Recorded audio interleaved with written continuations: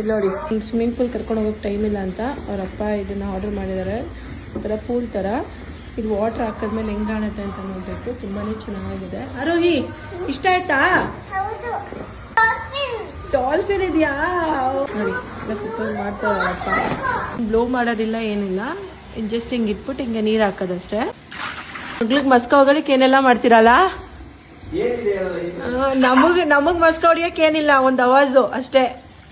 ಸುಮ್ಮನೆ ಆಗ್ಬಿಡ್ಬೇಕು. ಮಾಡೋಕ್ಕೆ ಇಮಿಡಿಯೇಟ್ ಆಗಿ ತರಿಸಿರೋದು. ನಮ್ಗೊಂದು ಪಾನಿಪುರಿ ಕೊಡ್ಸಿ ಅಂದ್ರೆ ಇಲ್ವಂತೆ. ನೀರಲ್ಲಿ ಬೀಳದಂತೆ. ಬಟ್ ಏನಂದ್ರೆ ಅವ್ರಪ್ಪ ಇದಕ್ಕೆ ನೀರು ತುಂಬಿಸೋದು. ಇವಳು ರೆಡಿ ಆಗೋಳೆ ಬೀಳಕ್ಕೆ ಅಲ್ವೇನೆ? ಅಭಿ ಇನ್ನು ತುಂಬಿಸ್ಬೇಕು ನೀರು. ಸುಸ್ತಾಗೈತೆ.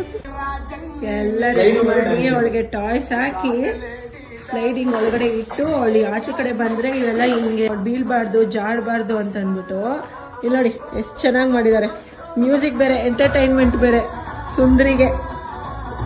ಓಹೋ ಹೆಂಗಿದೆ ಆರೋಹಿ? ಹೆಂಗಿದೆ